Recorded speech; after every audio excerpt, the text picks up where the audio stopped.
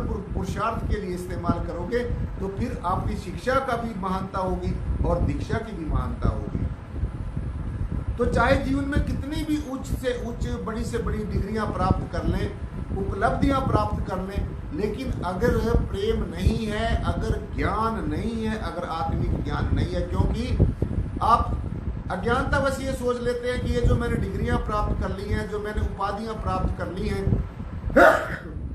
जो मैंने ये हस्ती मेरी जो बन गई है, जो मैंने वाही संसार के अंदर कमा ली है, तो ये बस मेरी ये लास्ट मेरी ये जो उपलब्धि है। लेकिन मैं आपको एक क्लियर बताता हूँ कि ये जब सारी जो उपलब्धियां हैं, जितनी भी उपाधियां हैं, जितनी वो चाहे अक्षर ज्ञान की है, चाहे वो निरक्षर ज्ञान की विद्या है, कोई कला है,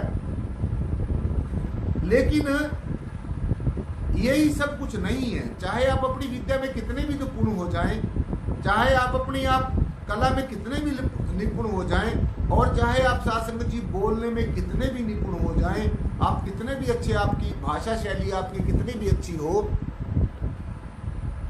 लेकिन ये बात हमने अच्छी तरीके से समझ लेनी है, चाहे सब कुछ अच्छा हो।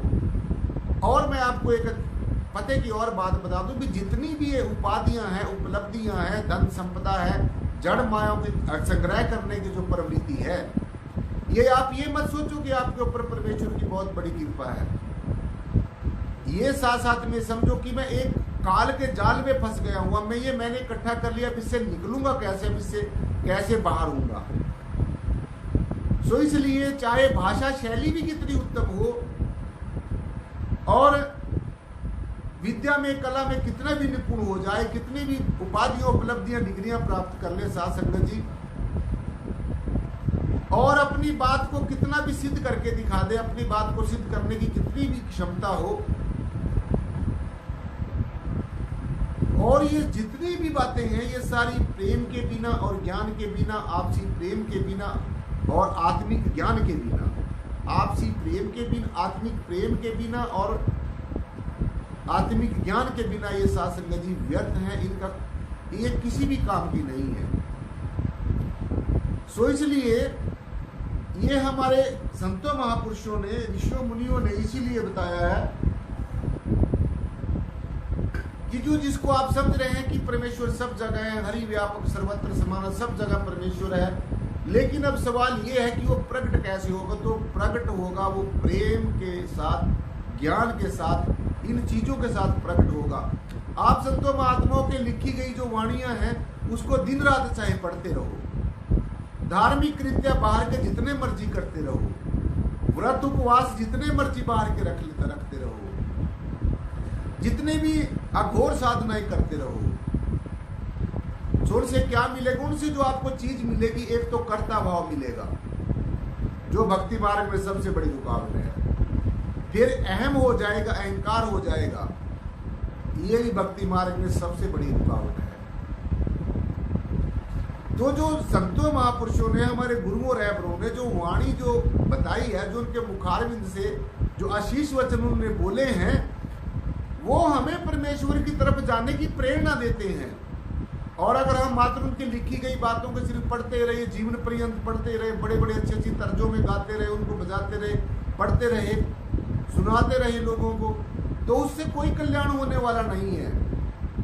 कल्याण तभी होगा जो उसके अंदर संतों महात्मा ने, हमारे गुरु रहबरों ने, रहनुमाओं ने जो संदेश दिया है, उसको अमल में भी अगर होगा, वो अमल में भी होगा। क्योंकि ये आपको बार बार क्लास में ये बताया जाता है कि जो इल्म है, चाहे वो कोई भी इल्म है, चाहे वो कोई भी विद्या है, कोई भी कला है, कोई अक्षर ज्ञान की कोई शिक्षा है,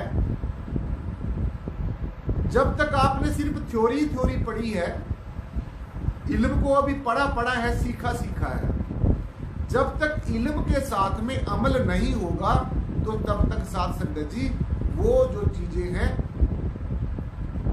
व्यर्थ हैं। और अमल जब होगा, जब अमल प्रेम के साथ होगा, ज्ञान, ये ऐसा बताया है, ऐसा साथ संगत जी ये सच है, ये उचित है यहाँ कहना कि जो प्रेम है वो ज्ञान के बिना व्यर्थ है। जब ज्ञान ही नहीं है, किससे प्रेम करना है? और मैंने बताया कि प्रेम सिर्फ परमेश्वर से ही होता है, प्रियतम पिता से ही होता है। सो प्रेम के बिना ज्ञान जो है वो व्यर्थ है, और ज्ञान के बिना प्रेम लंगड़ा है, यानी ज्ञान के बिना प्रेम चल नहीं सकता, और प्रेम के बिना ज्ञान व्यर्थ है। तो इसलिए प्रेम के बिना साध संगत जी जो ज्ञान है वो अधूरा है, और ज्ञान के बिना प्रेम अधूरा है।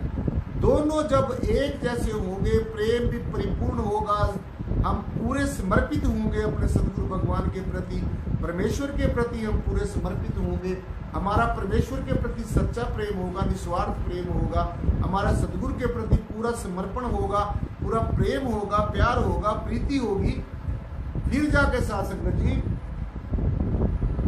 ये बात बनने वाली है, अदरवाइज ऐसे नहीं बनेगी। इसलिए जो निस्वार्थ प्रेम है वो जीवन की शक्ति है, जो निस्वार्थ प्रेम है, जो आत्मिक प्रेम है, यही मनुष्य जीवन की, हमारी आपकी सबकी एक आत्मिक शक्ति है। तो जो जीवन की शक्ति है वो आत्मिक प्रेम है, बाहर का प्रेम नहीं है, बाहर का संसार का प्रेम नहीं हो सकता। संसार के साथ में तो लगाव होता है, क्योंकि जो चीजें समाप्त हो जाती हैं उनके साथ में प्रेम नहीं होता, वो लगाव होता है। उन चीजों के साथ साथ में वो लगाव भी खत्म हो जाता है, और जो जीव है ये फिर हाथ मलता रह जाता है। फिर ये जो मनुष्य का जो जन्म है, जो हीरा सा जन्म है, ये कौड़ियों के भाव लुटा देता है, और फिर ये हाथ मलता रह जाता है, और फिर ये सोचता है कि अब क्या हो सकता है। तो लास्ट में जाके, अंतिम में जाके कुछ नहीं हो सकता। इसलिए साधना और आराधना वो जो है साध संगत जी हमने हर रोज वो करते रहना है, क्योंकि साधना और आराधना के बिना प्रेम और ज्ञान जो है वो प्रकट नहीं हो सकता। इसलिए जो प्रेम है, निस्वार्थ प्रेम है, जो आत्मिक प्रेम है, वो सभी समस्याओं का साध संगत जी हल है, सारी समस्याओं की कुंजी है, सफलता की कुंजी है, और एक ऐसी कुंजी है जिससे चाहे लौकिक जगत की समस्याएं हैं, चाहे अलौकिक जगत की समस्याएं हैं, वो सब की सब हल हो सकती हैं, वो सब की सब खुल सकती हैं, वो सब की सब साध संगत जी फलीभूत हो सकती हैं। तो प्रेम ज्ञान के बिना मनुष्य का जीवन व्यर्थ है, प्रेम के बिना और ज्ञान के बिना मनुष्य का जीवन व्यर्थ है, क्योंकि प्रेम और ज्ञान दो ही ऐसे साध संगत जी मैंने वो तथ्य बताए हैं जीवन के अंदर, अगर नहीं है तो कुछ भी नहीं है। इसलिए प्रेम के बिना और ज्ञान के बिना मनुष्य का कोई अस्तित्व नहीं है। चाहे संसार की कुछ भी नश्वर चीजों को इकट्ठा कर ले, संसार के कितने भी जड़ पदार्थों को इकट्ठा कर ले, संसार की कितनी भी चल और अचल संपत्ति इकट्ठी हो जाए, संसार के कितने भी धनाढ्य से धनाढ्य हो जाए, लेकिन वो सब कुछ यही रहने वाला है हमारे साथ। जब इस नश्वर शरीर को ये जीवात्मा छोड़ेगी तो तब इसके साथ सिर्फ परमेश्वर के का जो प्रेम है, जो पवित्र आत्मा के साथ में परमेश्वर का स्पर्श हुआ है, जो सूरत के साथ में शब्द का स्पर्श हुआ है, जो सूरत और शब्द का योग है, अगर ये ना हुआ जीवन में तो फिर साध संगत जी कुछ भी नहीं हो सकता। इसलिए हमारे जीवन के अंदर प्रेम और ज्ञान का होना बहुत ही ज़्यादा जरूरी है, और ज़्यादातर यही जीवन के अंदर कमी पाई जाती है। एक मनुष्य में नहीं, ये सारे समाज में यही कमी पाई जाती है, सारी मानवता में यही सिर्फ कमी पाई जाती है। और जिसने साध संगत जी परमेश्वर से प्रेम किया है उसका अस्तित्व हमेशा हमेशा बना रहता है। तो इसलिए मनुष्य का अस्तित्व प्रेम के बिना साध संगत जी कुछ भी नहीं है, अस्तित्वहीन है, लक्ष्यहीन है। और लक्ष्यहीन इंसान, विवेकहीन इंसान, और प्रेमहीन इंसान और ज्ञान विहीन इंसान, विवेक के बिना मनुष्य अपने मंजिल मुक़सद तक नहीं पहुंच सकता। इसलिए प्रेम जो है हमें हमेशा दीनता सिखाता है। प्रेम जो सच्चा प्रेम है परमेश्वर के प्रति, सतगुरु के प्रति, वो हमें साध संगत जी श्रद्धा और विश्वास सिखाता है। और प्रेम से ही साध संगत जी श्रद्धा और विश्वास प्रकट होते हैं। प्रेम के बिना मनुष्य कुछ भी नहीं है, अस्तित्वहीन है। सो इसलिए सच्चे प्रेम के अंदर साथ संगत जी सहन करने की शक्ति होती है, सहन करने की क्षमता होती है।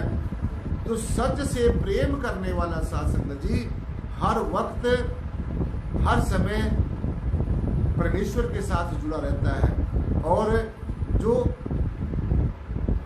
चाहे कितने भी जीवन में कष्ट आ जाए, जो एक आत्मिक प्रेमी है, जो सदगुरु के साथ प्रेम करने वाला है, परमेश्वर के साथ प्रेम करने वाला जो सच्चा प्रेमी है साथ संगत जी, जो निस्वार्थ भाव से परमेश्वर के साथ प्रेम करता है, वो कभी भी साथ संगत जी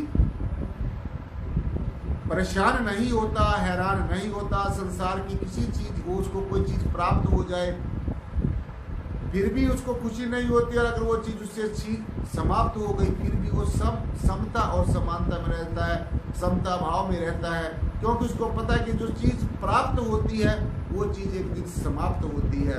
इसलिए उन चीजों से प्रेम करना, उन चीजों से लगाव करना जो समाप्त होने वाली चीजें हैं, वो साथ संगत जी अस्तित्वहीन बातें हैं, उनका कोई अस्तित्व नहीं है। इसलिए जो सदगुरु से सच्चा प्रेमी है, परमेश्वर से प्यार करने वाला सच्चा प्रेमी है, जो आत्मिक प्रेमी है, मैंने आपको बताया ना, मैं फिर बता दूं कि प्रेम जो है वो सिर्फ आत्मा का होता है, परमात्मा का होता है। प्रेम संसारिक चीजों से नहीं होता। संसारिक चीजों से, संसारिक संबंधों में सिर्फ लगाव होता है। जब वो संसारिक संबंध समाप्त हो जाते हैं, वो लगाव भी खत्म हो जाता है। तो इसलिए जो सच्चा प्रेमी है, जो आत्मिक प्रेमी है, जो सदगुरु का समर्पित सिपाही है साथ संगत जी, जो सदगुरु की आज्ञा की अनुपालना करने वाला जो साधक है, जो जिज्ञासु है, जो शिष्य है, वो हमेशा सैक्रिफाइस करने के लिए तैयार रहता है। वो अपने आप को सदगुरु के ऊपर कुर्बान करने के लिए तैयार रहता है, परमेश्वर के ऊपर कुर्बान करने के लिए तैयार रहता है, क्योंकि जो परमेश्वर के प्रति प्रेम करने वाला है, परमेश्वर का जो प्रेम है, आत्मिक प्रेम है, वो कुर्बानी मांगता है। और ये जो जीव है, ये सेक्रीफाइस नहीं, संसार के लिए सब कुछ सेक्रीफाइस करेगा, सब कुछ खत्म हो जाएगा, बर्बाद हो जाएगा, लेकिन सदगुरु के प्रति, परमेश्वर के प्रति उससे विमुख रहेगा। तो उल्ट करता है ये। वास्तव में तो बात ये है कि परमेश्वर का प्रेम ही सबसे सच्चा है, सबसे ऊंचा है। तो जो आत्मिक प्रेमी है, जो आध्यात्मिक प्रेमी है, जो सदगुरु प्रेमी है, जो परमेश्वर प्रेमी है, जो परमेश्वर से सच्चा प्रेम करने वाला है, अपने सदगुरु से प्रेम करने वाला है, वो अनेकों कष्टों को सहन करता है। अनेकों कष्टों को भी वो बड़ी सहनशीलता से सहन कर लेता है और हमेशा अनेकों कष्टों को सहने के लिए तैयार रहता है। लेकिन वो ये चाहता है कि बस सदगुरु से मेरी प्रीत ना छूट जाए, परमेश्वर से मेरी प्रीत ना छूट जाए। आपने देखा अनेकों ऐसे उदाहरण हैं इतिहास के, अगर आप पन्ने पलट कर देखते हैं तो उसमें साथ संगत जी आपको अनेकों उदाहरण ऐसे मिलेंगे, अनेकों ऐसे उदाहरण मिलेंगे कि परमेश्वर के प्रेम के लिए, परमात्मा से प्रेम करने के लिए, सदगुरु से प्रेम करने के लिए बड़े बड़े राजाओं ने, महाराजाओं ने, रानियों ने, पटरानियों ने अपने अपने राजपाट छोड़ दिए, चक्रवर्ती राजाओं ने सब कुछ त्याग कर दिया, सिर्फ इसलिए कि मेरा जो प्रेम है वो परमेश्वर के साथ हो जाए। क्योंकि आप देखो जो जितने भी राजे महाराजा थे, ऐसे अनेकों उदाहरण हैं, उनके पास सुखों की कमी नहीं थी, उनके पास साधनों की कमी नहीं थी, उनके पास वैभवों की कमी नहीं थी, उनके पास मान सम्मान की कमी नहीं थी, वाह वाही की कमी थी, लेकिन फिर भी उनको ये बात कुरेद करती रहे कि कोई ना कोई ऐसी चीज आपके जीवन में रहती है जो आपने पाई नहीं है, और वो है सदगुरु का प्रेम, वो है परमेश्वर का प्रेम। तो जब जीवन के अंदर सदगुरु का प्रेम वास्तविक प्रकट हो जाएगा, आत्मिक प्रेम प्रकट हो जाएगा, परमेश्वर का प्रेम प्रकट हो जाएगा, तो साथ संगत जी फिर ये संसार का लगाव, ये अटैचमेंट अपने आप ही समाप्त हो जाएगी। इसलिए प्रेम और ज्ञान हमारे जीवन के बहुत ही महत्वपूर्ण जो तथ्य हैं, जो बहुत ही महत्वपूर्ण शक्तियाँ हैं, जो बहुत ही दिव्य शक्तियाँ हैं, वो हैं प्रेम और ज्ञान। इसलिए आज जो आपको साथ संगत जी दोनों के बारे में बताया है, वो आपने भली भांति सुना है, अच्छी तरीके से सुना है, और मुझे पूर्ण उम्मीद है कि आप घर जाकर इस बात को फिर सोचोगे, आत्मचिंतन करोगे कि हमने क्या करना है, क्या नहीं करना है। मैंने आपको बड़े स्पष्ट तौर से बताया है कि एक तरफ अटैचमेंट हो, दूसरी तरफ अटैचमेंट हो। परमेश्वर की तरफ हमारा जो है प्रेम हो, अटैचमेंट हो, और संसार की जो है उसकी तरफ से डिटैचमेंट हो। संसार में रहते हुए भी साध संगत जी आपने निर्लेप रहना है। संसार की सब चीज़ों को देखते हुए भी अनदेखी करते रहना है। सब चीज बातों को सुनते हुए भी सब अनसुनी करते रहना है, क्योंकि ये जो सब कुछ दिख रहा है ये भी समाप्त होगा, जो कुछ सुन रहा है ये भी थोड़ी देर में लोप हो जाएगा। और ये जो शब्द स्वरूपी परमेश्वर है, जो अकाल पुरुष है, ये जय श्री प्रियतम निर्गुण निराकार सर्वाधार विश्वाधार जो परम तत्व है, ये जो सत्ता है जो हमारे साथ संगत जी कण कण में समाई हुई, अखिल ब्रह्मांड के सारे कण कण में समाई है, यही हमेशा सत्य है। इसी का ध्यान करते हुए यही होता है हो जाना है, इसी के अंदर ही स्थिर रहना है। स्वयं के द्वारा स्वयं का ध्यान करते हुए स्वयं के अंदर स्वयं स्थित हो जाना है, आत्म प्रज्ञ हो जाना है। और यही हमारा परमेश्वर के प्रति, सदगुरु के प्रति सच्चा और जो है हमेशा रहने वाला जो आत्मिक प्रेम है। उस शासन जी आज आपके समक्ष जो दोनों ज्ञान और प्रेम के बारे में जो विचार दास ने रखे, तो जीवन के अंदर ये दोनों होने बहुत जरूरी है। जिसके जीवन में ये दोनों होते हैं उसका जीवन कृतकृत हो जाता है, मंगलमय हो जाता है, और उसके जीवन की दशा भी बदल जाती है और दिशा भी बदल जाती है। वो शासन जी हमेशा हमेशा के लिए जो उसके जीवन का कल्याण हो जाता है, वो कवल्या ज्ञान को प्राप्त हो जाता है। ऐसा जिज्ञासु महान व्यक्तित्व का स्वामी बन जाता है। उस शासन जी इन्हीं शब्दों के साथ, इन्हीं विचारों के साथ और इस उम्मीद के साथ कि आप इन दोनों को तथ्यों को अच्छी तरीके से घर भी जाकर सुनेंगे और अपने जीवन में इसको आत्मसात करेंगे, तो शासन जी बड़े प्यार और सत्कार के साथ बोलना जी धन निराकार जी। बोलो सदगुरु शहंशाह बाबा बूटा सिंह जी महाराज की जय हो। जो बोले तिस बलिहार सदगुरु शहंशाह बाबा बूटा सिंह जी महाराज की जय हो। जो बोले तिस बलिहार सदगुरु शहंशाह मेहताब सिंह जी महाराज की जय हो। जो बोले तिस बलिहार सदगुरु शहंशाह लक्ष्मण सिंह जी महाराज की जय हो। जो बोले तिस बलिहार सदगुरु शहंशाह प्रियतम नाथ जी महाराज की जय हो। जो बोले तिस बलिहार सर्व संत समाज की जय हो। सासंग जी बड़े प्यार और सत्कार के साथ बोलना जी धन निराकार जी।